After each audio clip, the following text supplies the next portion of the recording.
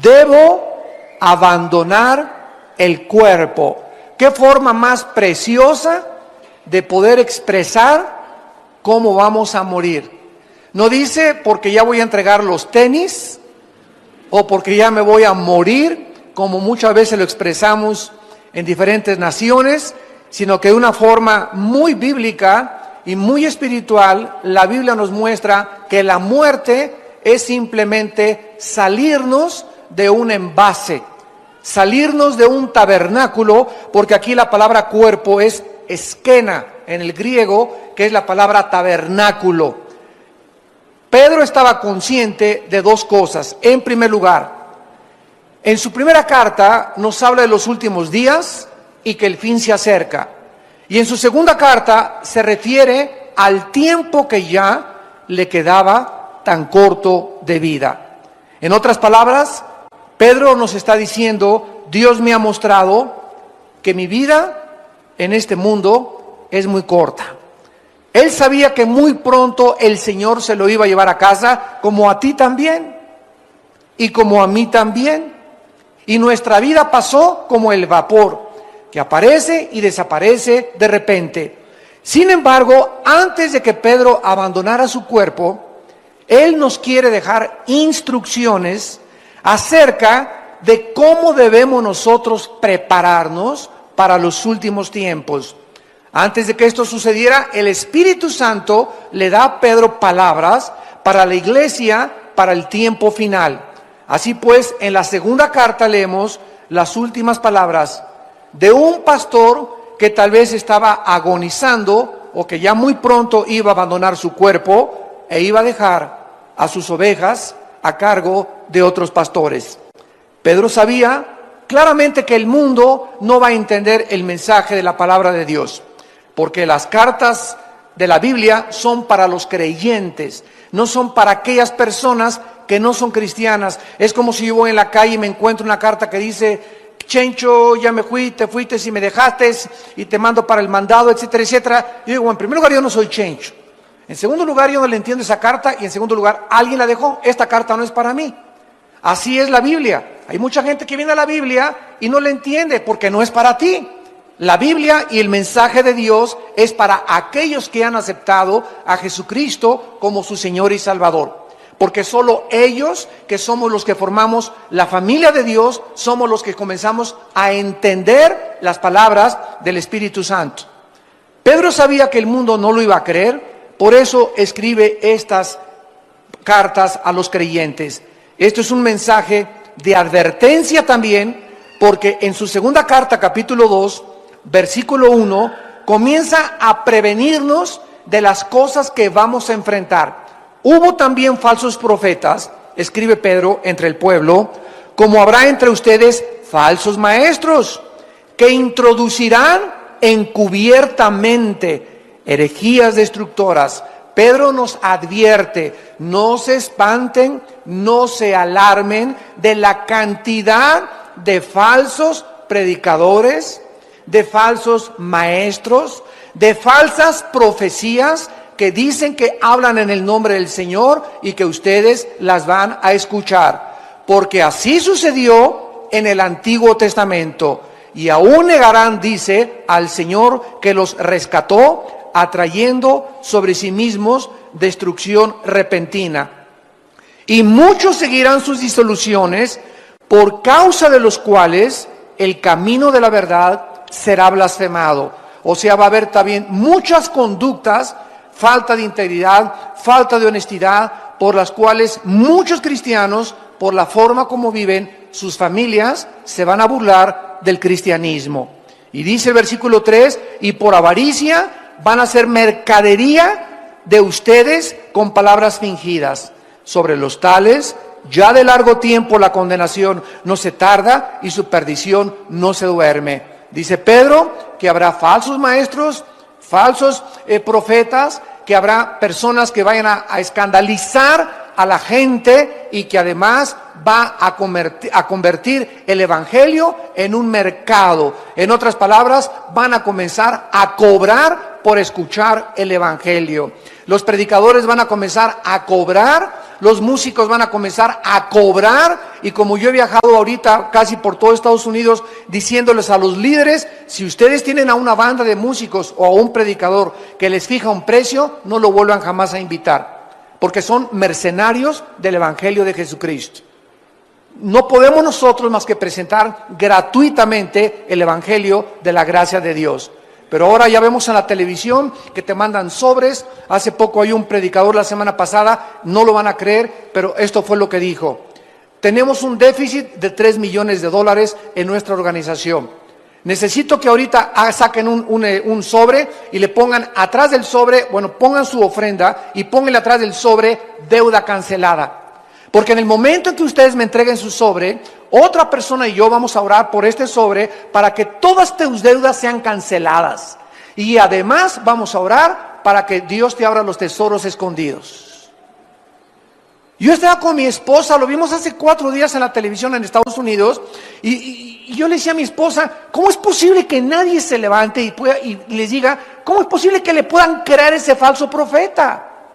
¿Cómo es posible que le puedan prometer a una persona que si tú das, todas tus deudas van a ser canceladas?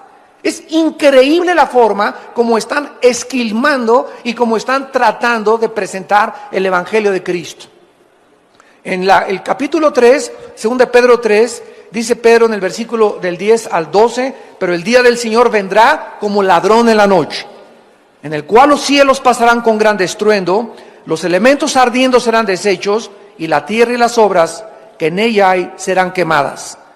Puesto que todas estas cosas han de ser deshechas, ¿cómo no debéis vosotros andar en santa y piadosa manera de vivir, esperando y apresurándoos para la venida del día de Dios, en el cual los cielos encendiéndose serán deshechos, los elementos siendo quemados se fundirán, pero nosotros esperamos, según sus promesas, cielos nuevos y tierra nueva, en los cuales mora la justicia. Como cristianos, nosotros creemos las palabras de Dios acerca de los tiempos finales y estamos recibiendo, amados santos, actualmente advertencias muy fuertes. Advertencias muy fuertes, y todo aquello que el mundo había hecho hasta estos tiempos va a comenzar a ser sacudido por Dios. Los banqueros robaron a la gente, principalmente la clase media baja alta, con tantos intereses de las casas, de las tarjetas de crédito, y dijo Dios, ¡basta! Ya no van ustedes a explotar a la gente. Lean ustedes Santiago 5, ya dice claramente, el jornal de los obreros ha llegado a Jehová de los ejércitos porque los han explotado y se han aprovechado. Un grupo muy pequeño en el mundo, un monopolio que se hicieron de multimillonarios para explotar a todos los demás, hasta que llegaron a la misma quiebra. Y estaba tan interconectadas las naciones en el mundo con los Estados Unidos de Norteamérica, que cuando cayó Estados Unidos, está cayendo la economía mundial. ¿Por qué? Para que se cumpla la palabra de Dios, que el mundo se dirige a una economía global. Muy pronto, escúchenme ustedes, no lo digo yo, lo dice la Biblia, vamos a tener una moneda tal vez internacional. Y los primeros pasos van a ser que no va a ser el peso, ni el dólar canadiense. Se va a unir Canadá, Estados Unidos y México con una sola moneda. Se van a unir después el euro con otra sola moneda, y hasta que el anticristo surja, será una moneda internacional. Y después viene la marca de la bestia, donde nadie podrá comprar ni vender sin tener el número 666. El mundo se dirige con una velocidad vertiginosa y acelerada a los tiempos finales. Y Dios está sacudiendo lo que más le duele a la gente, el dios del oro y la diosa del sexo. Son los dos dioses ante los cuales el mundo se ha inclinado actualmente. Han adorado al oro, han adorado al dinero, y Dios nos ha dicho a nosotros, ustedes no se afanen por vuestra vida. ¿Qué han de comer? ¿Qué han de beber? ¿Dónde han de dormir? Búsquenme, para que no se llenen sus corazones de glotonería y de los afanes de esta vida, y el día los sorprenda como ladrón. ¿Cómo debemos entonces prepararnos para estos tiempos que estamos viviendo? Es normal pensar, es lógico cómo vamos a sobrevivir los tiempos amenazadores que estamos enfrentando. Cuando las tormentas comiencen a azotar más fuerte y comience a llegar a tu vida, toda esperanza comience a escaparse de recuperación, como los que perdieron sus casas en Galveston, Texas, en Nueva Orleans, los que están sufriendo el incendio de sus casas en California, los tsunamis, los huracanes. Cuando llegue una devastación a tu vida, donde pierdas el trabajo y pierdas las cosas que tú crees que para ti eran lo más importante, entonces, ¿qué es lo que vas a hacer acerca de tu vida y de tu familia? ¿Qué vas a hacer acerca de tu trabajo, de tu casa, de tu comida y de tu ropa? Creo que esto es una preocupación lógica y legítima de todo creyente, pero de una manera asombrosa. Pedro no nos ofrece ningún consejo acerca de cómo prepararnos financieramente. No nos aconseja dónde invertir nuestro dinero. No nos aconseja nada de cómo proteger nuestra casa, ni cómo sobrevivir al calentamiento global o a la inflación. ¿Por qué? Vamos a ver enseguida los 4 consejos que nos ofrece el apóstol Pedro. Número 1. La primera cosa que debemos hacer para prepararnos para los tiempos que estamos viviendo es confiar en la fidelidad de Dios. Número 1. Pedro ya había experimentado la pobreza, ya había experimentado la fidelidad de Dios. Cuando seguían a Jesucristo, Cristo les enseñó a que no se preocuparan dónde iban a dormir al otro día, si iban a traer tortas, si iban a traer sándwiches, si iban a tener comida, porque ellos donde les agarraba la noche, ahí dormían. Y donde en la noche les sorprendiera, ahí ponían un cartón, un petate o sobre el pasto, y ahí comenzaron a aprender a despertarse todos los días y a seguir a ese hombre que dijo Jesús: hoy no les va a faltar donde dormir, hoy no te va a faltar el techo, hoy no te va a faltar la comida. Vean ustedes, por ejemplo, en Mateo capítulo 8, versículo 20, que dice la Biblia, Mateo 8:20, Jesús les dijo a los discípulos: las zorras tienen guaridas y las aves de los cielos tienen nidos, mas el Hijo del Hombre no tiene dónde recostar la cabeza. En Mateo capítulo 14, versículo 15 al 21, Mateo 14, del 15 al 21, les dice Jesús: cuando anochecía se acercaron los discípulos y le dijeron a Jesús: el lugar es desierto, la hora ya pasada. Despide a la multitud para que se vayan por las aldeas y compren de comer. Jesús les dijo: no tienen necesidad de irse, denles ustedes de comer. Aquí se enfrentan con una situación donde había cerca de 5,000 personas. Y ya no tenían leche para los niños, ya no había comida en la noche, y los discípulos comenzaron a afanarse y a preocuparse. No tengo para mañana, no tengo para hoy en la noche para comer. Y Cristo les dice: denles ustedes. Y en ese momento se voltean los discípulos, ¿verdad? Y le han de haber dicho: Señor, no trajimos sándwiches. No hay ni un McDonald's abierto a estas horas. No hay nada absolutamente que podamos recurrir. Ellos dijeron: no hay más que 5 peces y 5 panes y 2 peces. Y Cristo dijo: lo poco que tú tienes, escucha este principio, lo poco que tengamos con la bendición de Dios se multiplica. Lo poco que tengamos, si tenemos la bendición de Dios, se nos va a multiplicar. Tráiganme lo poquito que tengan, dijo Jesucristo, y entonces mandó a la gente recostarse sobre la hierba, y tomando los 5 panes y los 2 peces, levantando los ojos al cielo, los bendijo y partió. Y dio los panes a los discípulos y los discípulos a la multitud. Esta es la razón por la cual antes de cada alimento, antes de desayunar, antes de comer y antes de cenar, bendice los alimentos en el nombre de Jesús y denle gracias a Dios de los frijolitos refritos, de los totopitos que tienes y tal vez el vaso de leche que tienes, porque si tú reconoces en lo poco, Padre, gracias porque pudimos desayunar por lo menos esta mañana, pudimos cenar, mis hijos, no tenemos muchas cosas, pero tuvimos para comer. Cuando Dios ve ese corazón agradecido, que lo alabamos y lo bendecimos por lo poco que tenemos, entonces Dios bendice y nos multiplica lo que no tenemos. Pero si nosotros ya comemos como si no lo mereciéramos, en el nombre de Jesús te pido estos alimentos, guárdalos en el hueco de tu mano, dales a los que no lo tienen, amén. Cómprate una cotorra de África, o un perico, o una grabadora, y comienza a hacer que ese perico, esa grabadora, ore en lugar de ti, porque muchas oraciones de muchos de ustedes caen en la mecánica, comienzan a ser autómatas de Dios, robots de Dios. Ya la oración que dan no es del corazón, ya nomás sacas tu estampita y te echas la presinada también.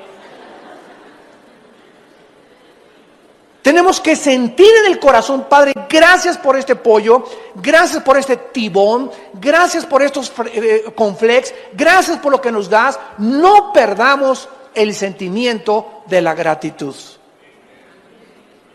Es horrible comenzar a vivir creyendo que lo que tenemos no lo merecemos. Gracias por este día, Padre. Gracias porque llegué al aeropuerto, Padre. Gracias porque me guardaste. Gracias por este día, Señor. Nos acostamos con el corazón lleno de gratitud. Y eso es lo que Dios está pidiéndonos. Que no nos olvidemos de que tenemos la vida, estamos respirando y tenemos que comer. En Mateo 17, versículo 24, llegaron a Capernaum. Y vinieron Pedro y los que cobraban las 2 dracmas, Mateo 17, 24. Y le dijeron, vuestro maestro no paga impuestos, o sea, no paga las 2 dracmas. Él dijo, sí. Y al entrar en la casa, Jesús le habló primero diciendo, ¿qué te parece, Simón? Los reyes de la tierra, ¿de quiénes cobran los tributos o los impuestos? ¿De sus hijos o de los extraños? Pedro le respondió, de los extraños. Jesús le dijo, luego los hijos están exentos. Sin embargo, para no ofenderles, ve al mar, echa el anzuelo y el primer pez que saques, tómalo. Y al abrirle la boca, hallarás un estatero, que es una moneda que correspondía a 4 dracmas. Un estatero, tómalo y dáselo por mí y por ti. Cuando ellos necesitaban comer, Dios lo multiplicaba. Dormían en cualquier lugar. Y cuando necesitaban dinero hasta para pagar los impuestos, de una forma sobrenatural, Cristo les proveía lo que no tenían. ¿Se imaginan ustedes el control de Jesús que hizo los cielos, la tierra, los peces, los animales, los moscos, los insectos, las estrellas, los planetas? Y cuando viene a esta tierra nos muestra que Él era el que tenía el control del universo, al decirle a Pedro, hay un pez que te va a obedecer, y el que va a morder el anzuelo trae dentro un dracma que alguien tiró y se lo comió. Cristo sabía aún lo que los peces comían. ¿Y cuál era el pez de los miles que había en el mar de Galilea? Que tenía una moneda en su estómago, en su pancita, para que con esa pagaran los impuestos. ¿Tú crees que a ti no te dará Dios lo que tú necesitas si tú se lo pides? Si un hijo le pide a su padre un pan, ¿le daremos una serpiente a nuestro hijo? ¿Cuánto más nosotros, cuando tenemos una necesidad, debemos nosotros de seguir confiando en Dios? Los apóstoles aprendieron a vivir sin dinero y con dinero. Los apóstoles comenzaron a experimentar que Dios es poderoso para nunca dejarnos ni abandonarnos. Sabían lo que significaba dormir bajo las estrellas, sin cama ni almohadas. Siguieron a Jesús sin tener un empleo fijo ni promesas de dinero alguno. Solo eran dueños de la ropa que traían y de las sandalias que traían puestas. Y tú tienes 3 pares de tenis, tienes 2 pares de jeans, tienes 3 camisas, ya vas de gane. Tienes un techo, no estás a la intemperie durmiendo. Tienes un jacalito donde duermes arriba de un petate. Tienes un horno ahí para que te caliente. En otras palabras, los discípulos aprendieron a confiar en la provisión diaria de Dios para todas sus necesidades. Esto es lo que nosotros tenemos que aprender. En Filipenses capítulo 4, Filipenses capítulo 4, versículos del 11 al 13, el apóstol Pablo, al igual que Pedro, nos escribe estas palabras. Filipenses 4, del 11 al 13. Y dice el apóstol Pablo: no lo digo porque tenga escasez, pues he aprendido ¿a qué? ¿Cuál es la clave para ser feliz? No es tener dinero, porque si solamente eres feliz cuando tienes dinero, qué miserable vas a ser cuando no lo tengas. La clave de la Biblia es que aprendamos a contentarnos con o sin. Porque si no tienes, estás contento porque no dependes de tu contentamiento si tienes. Porque no toda la vida vamos a tener. Yo recuerdo cuando yo inicié el ministerio en 1979.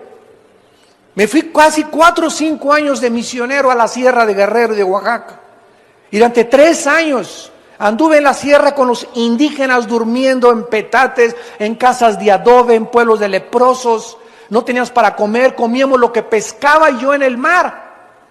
Y lo que arrancábamos, los mangos que arrancábamos de los árboles, esa era la comida de mi familia durante 4 o 5 años. Y nunca dejamos de comer mangos, nunca dejamos de comer manzanas, y siempre pescaba algo en el mar para llegar y hacer un pez o 2 peces, y comimos pescado durante 4 o 5 años porque éramos tan pobres que no teníamos. Mi primer coche lo compré hasta 1987, una combi que un hermano me regaló en México. Y andaba en México en las camionetas y en las peceras para acá y para allá, en la lluvia, dando estudios con las iglesias, etcétera, etcétera. No todo lo tenemos hasta ahorita. Pero han pasado 30 años del ministerio y me he dado cuenta que nos usó a nosotros a Dios para abrir el camino y para enseñarnos precisamente a que nada nos debe detener. Dios me enseñó y aprendí a contentarme cualquiera que sea mi situación. Si ahora soy pobre, ya no le voy a tener miedo a la pobreza, porque ya sé lo que es ser pobre. Ya aprendí que cuando estaba con Él era contento, y me acuerdo que llegaba a la casa y cantábamos himnos, y con una vela hasta las 3 de la mañana estudiaba teología, porque ni luz teníamos en la cabañita que vivíamos en Acapulco, en una montaña. Entonces yo me río de ver hacia ahí la pobreza, me río porque ya he aprendido a contentarme y no me hace falta que no tener. Y es lo que muchos desgraciadamente no han podido aprender. Crían a sus hijos como niños pirrurations. Y les dan reloj ya a los 12 años y a los 15 años su coche, etcétera, etcétera. Y estamos criando una generación de chavos perruris que no saben lo que es sufrir y no saben lo que es ganarse el pan con el sudor de su frente. Y es cuando nosotros se casan a los 24, 25 años de edad y ya quieren tener su Sony Trinitron, tienen que tener alfombras persas, persianas de Liverpool y de Palacio de Hierro, y quieren tener todo. Y si no lo tienen, se suicidan o roban o se divorcian, porque mi mamá me crió en camas de sábanas de seda. Y comíamos puro caviar y comíamos puro chivo importado.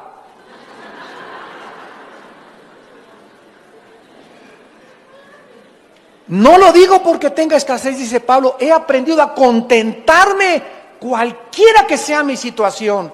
Y por eso a muchos de ustedes han perdido el trabajo o han perdido lo que tienen, porque Dios les quiere enseñar. Dios no te ha abandonado. Dios quiere enseñarte que en esa pobreza que estás y en esa pérdida de trabajo, Él sigue siendo Dios. Y no te va a dejar ni te va a abandonar. Y cuando recuperes otra vez lo que perdiste, te vas a acordar que no te faltó por lo menos de comer. Y no te faltó techo, y no te faltó tampoco tu familia. Porque eso es el tesoro más grande que tenemos. Mientras tengamos la familia, lo tenemos todo. No importa que la familia durmamos en la banqueta, pero juntos siempre, luchando por la sobrevivencia con el Señor de nuestro lado. Diré yo a Jehová, esperanza mía, castillo mío, mi Dios, en quien confiaré. Y no diré yo al banco y la bolsa de valores y Wall Street, en quien confiaré.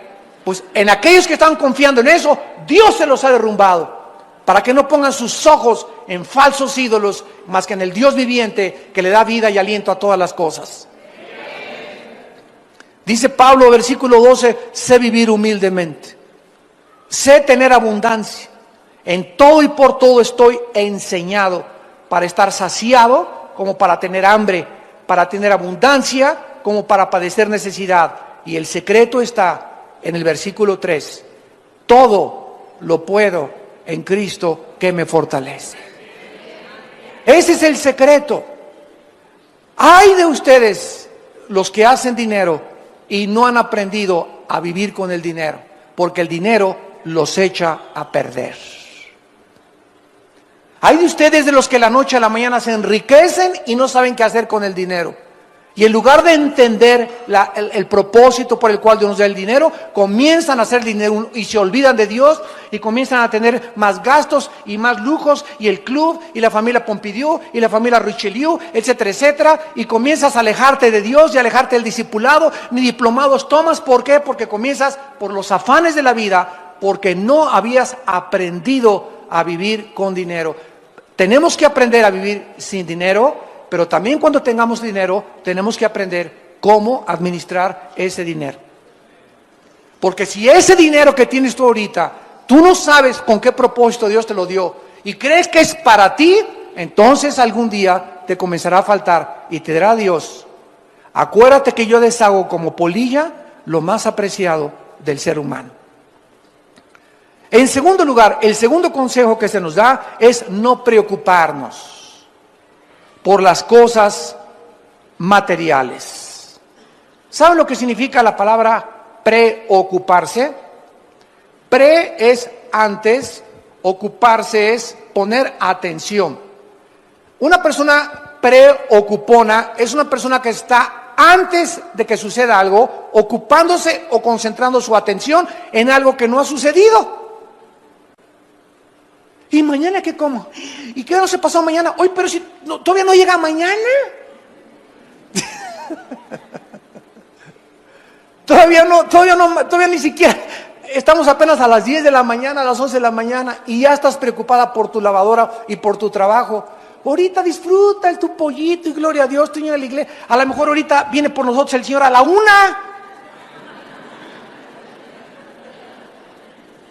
La pregunta más importante que Dios nos haría en estos tiempos es la siguiente: ¿qué hay en tu corazón en estos últimos tiempos? ¿Preocupación por el dinero? ¿Por tus inversiones? ¿Por la caída de la bolsa de valores? ¿Por tu salud? ¿Por tu futuro? ¿Por tu familia? ¿Qué está en este momento, en estos tiempos, llenando tu corazón?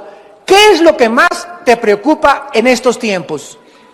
¿En qué te estás convirtiendo, dice Dios en esta tarde? Y a ustedes que nos ven por la televisión, ¿en qué te estás convirtiendo mientras más rápido nos acercamos a los tiempos finales? ¿En una persona avariciosa, ambiciosa, preocupada por el dinero? ¿Una persona llena de ansiedad y de estrés y de cosas que aún no suceden? ¿En qué te estás convirtiendo? Analiza tu corazón a la luz de los tiempos que estamos viviendo. El rey Salomón escribió en Proverbios capítulo 18, versículo 11. Proverbios 18, 11. Las riquezas del rico son su ciudad fortificada y como un muro alto en su imaginación. O sea, los ricos piensan así, dice Dios. Y esto lo escribió el hombre más sabio que ha existido en la historia después de Cristo, el rey Salomón. Los ricos así piensan: mientras yo tenga 1 millón o 2 millones de dólares, mientras yo tenga 1 o 2 propiedades, mientras sea dueño de una casa, mientras tenga mis inversiones, estoy tranquilo. Y dice Dios, es la obra de tu imaginación nada más. Porque de la noche a la mañana, cualquier persona como lo estamos viendo en nuestros tiempos, se quedan en la bancarrota. Ahorita hay más de 600 suicidios en Estados Unidos, hasta la semana pasada que yo me vine, de ricos que se están quitando la vida por la caída de la bolsa de valores. Y de personas que habían invertido todo o la mitad de su capital en la bolsa de valores y no tienen absolutamente 1% de probabilidades de recuperación o de repunte. Por la deuda de los más de 3 trillones de dólares que tiene el gobierno federal americano. Se quitan la vida. ¿Por qué? Porque aprendieron a vivir confiados mientras tenían, y cuando no tenían, no tienen propósito ni razón para seguir viviendo. En Proverbios capítulo 23, el rey Salomón continúa dándonos consejos y dice el versículo 4 y 5. Proverbios 23, del 4 al 5. No te afanes por hacerte rico. Sé prudente y desiste. ¿Has de poner tus ojos en las riquezas siendo ningunas? Porque se harán como alas de águila y volarán al cielo en septiembre del 2008. Ese es primera de Armando 2.1. Esto fue escrito hace 3,000 años. Y ante nuestros ojos estamos viendo de qué manera Dios está quitando y derrumbando el becerro de oro.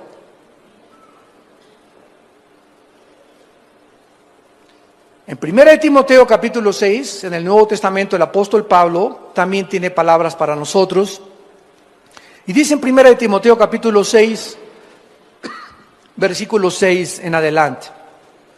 Pero gran ganancia es la piedad acompañada, otra vez igual que Pedro y que Pablo, contentamiento. Gran ganancia es la piedad acompañada de contentamiento. La palabra piedad, eusebia en el griego, significa la vida o vivir cerca de Dios. Tú vas a ganar, nunca vas a perder. Mientras tú vivas cerca de Dios, siempre vas a ganar. ¿Por qué? Porque cuando vivimos cerca de Dios, en su presencia hay plenitud de gozo. Los que viven cerca de Dios tienen que estar contentos, cualquiera que sea su situación. Porque nada hemos traído a este mundo. Y sin duda, nada podremos sacar. Imagínate cualquier persona rica que nos escuche en este momento, que has guardado, y échale, y abonos, y el dinero, y hasta abajo el colchón, y de repente hoy te mueres un accidente, una embolia, un ataque al corazón, y tú tenías dos propiedades, y cuando te entierran en el ataúd, ni el anillo que traes de casado te llevas. Todo se queda de la noche a la mañana, y va a estar tu familia como alacranes peleándose la herencia. Ahí en el panteón van a comenzar los pleitos ya por ver quién tiene más herencia. Así es el corazón humano. ¿Y para qué lo que guardaste? Lo guardaste para que lo heredaran y se convirtiera en maldición en tus hijos y en mucha familia. Así que teniendo sustento y abrigo, estemos contentos por el amor de Dios.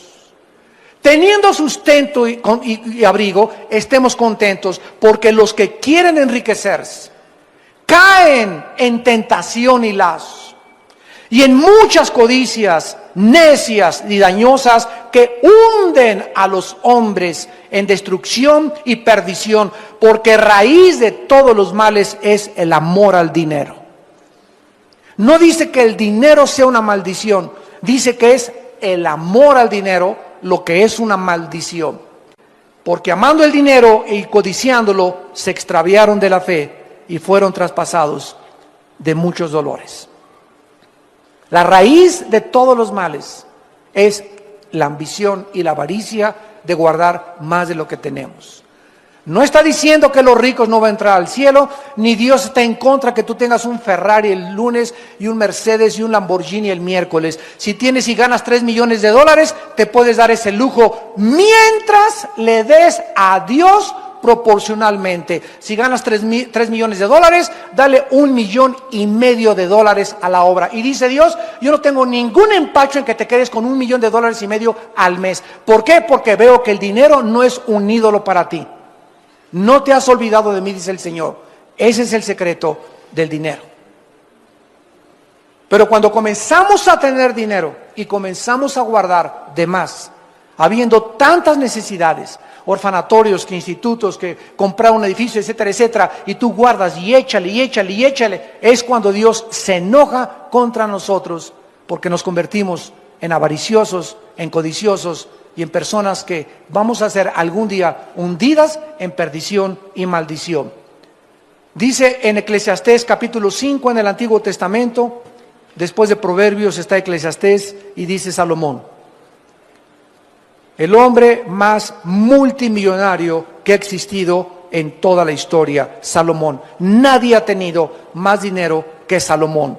Ni Howard Hughes, ¿verdad? Ni Bill Gates, ni Carlos Slim, ni ningún otro millonario actual se compara con las riquezas que tuvo Salomón. Y escuchen lo que dijo Salomón, Eclesiastés 5, versículo 10 en adelante. El que ama el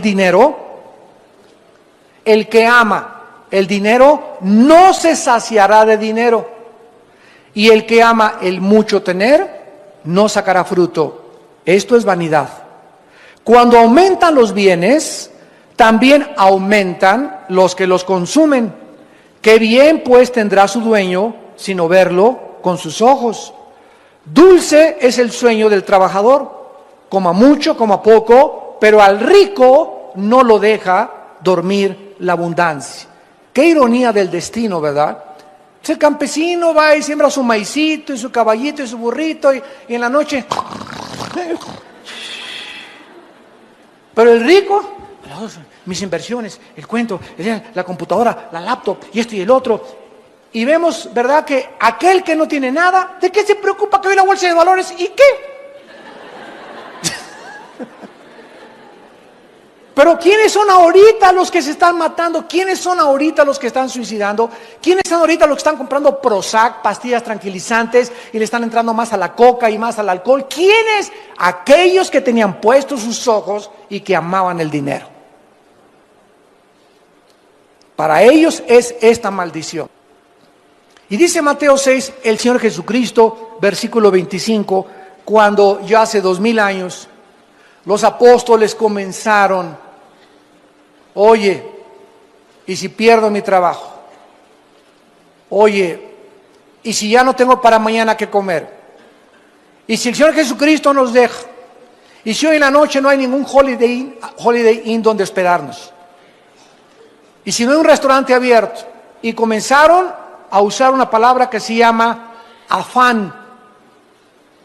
Afán, que es la palabra griega merima. Por tanto les digo, versículo 25, no os afanéis. ¿Qué significa afanar? Significa estar ansioso, preocupado, pensar continuamente o enfocado continuamente en el dinero o en lo de mañana, intranquilo, sin tener paz. Eso es lo que hace el amor al dinero. No os afanéis por vuestra vida. ¿Qué han de comer? ¿Qué han de beber? Ni por su cuerpo, ¿qué han de vestir? ¿No es la vida más que el alimento y el cuerpo más que el vestido? Pregúntate en esta tarde: ¿estoy vivo?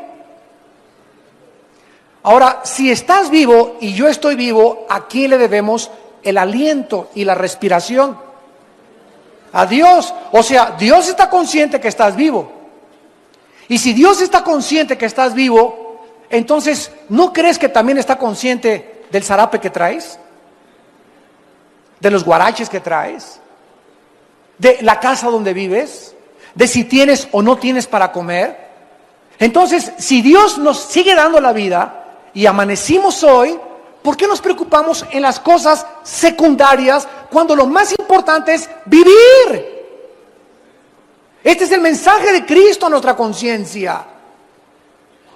Miren las aves de los cielos, versículo 20, que no siembran, ni ciegan, ni recojan en graneros.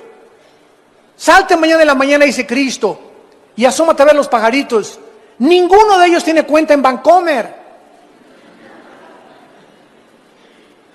Nunca encontrarás a los pajaritos haciendo un hoyo vamos por las lombricitas y vamos a guardar lombricitas aquí, amontonar 5 o 6 lombricitas en la noche y me voy a mi nido con mi pajarito, con mi esposita, con mis pajaritos y ahí tenemos lombricitas por si mañana amanece y no tenemos lombricitas para mañana. Dios puso un programa en los pajaritos para que fueran una lección a nosotros y para que los observáramos. Si Dios les puso ese programa donde ellos no deben de amontonar ni guardar para mañana, ¿por qué entonces lo hacemos nosotros? ¿Por qué desconfiamos del poder y la misericordia de Dios? Y vuestro Padre Celestial alimenta a las aves, ¿no valen ustedes más que ellas? Un pajarito, ¿cuánto cuesta? 3 pesos. Hasta peso te los venden en el mercado a veces.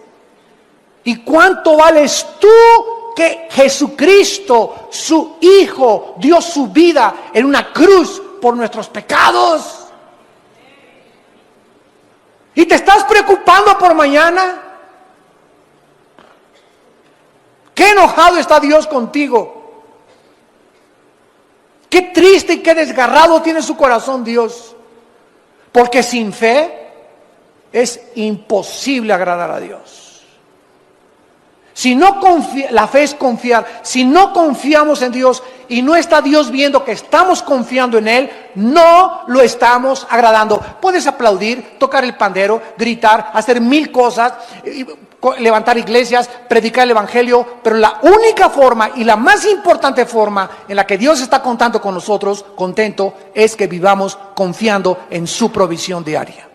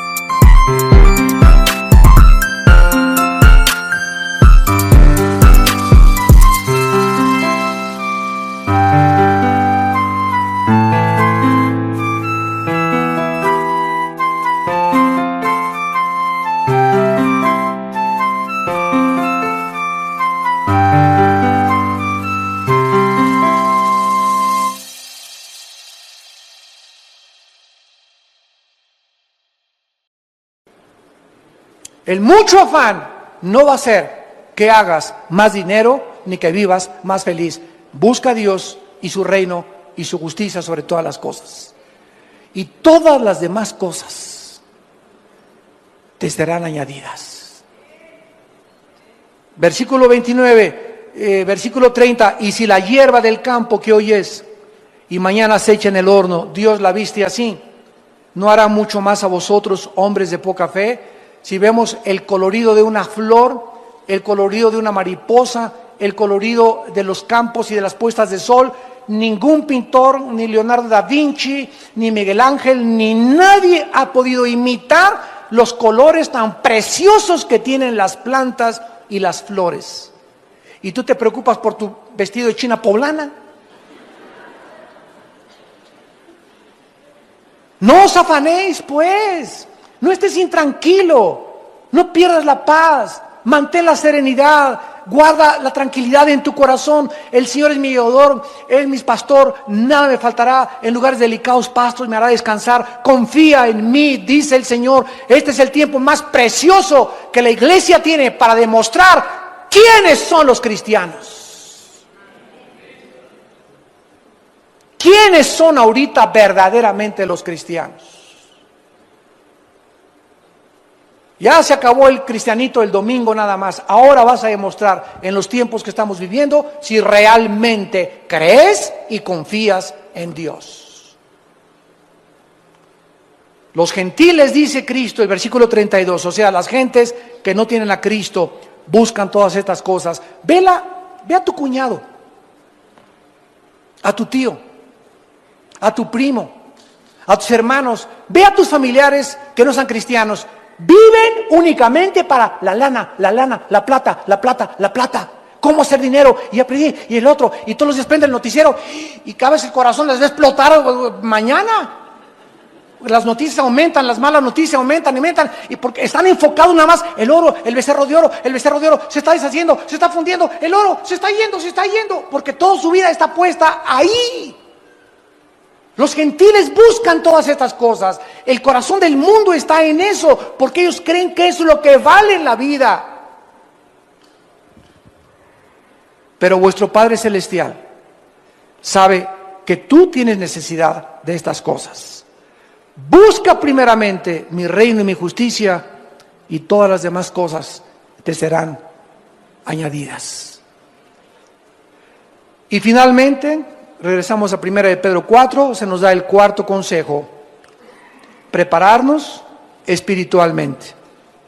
Dice en 1 de Pedro 4:7, mas el fin de todas las cosas se acerca, sean sobrios y velen en oración.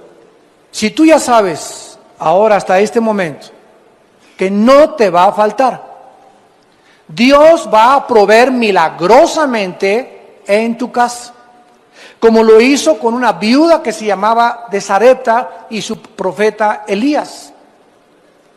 Dios le dice una vez a Elías: quiero que vayas a un pueblito, y al entrar al pueblito va a estar una señora que es viuda recogiendo leña. Y quiero que cuando llegues a ese pueblito le digas a esta viuda que te lleve a tu casa y que te dé de comer. ¿Por qué no le dijo Cristo: quiero que llegues al Holiday Inn? O te voy a mandar con una familia que tienen cornflakes, que tienen avena, que tienen bastante para desayunar, tienen hasta chorizo de Toluca para que te hagan de desayunar. ¿Por qué Dios manda a su profeta con la mujer más pobre de todo el pueblo?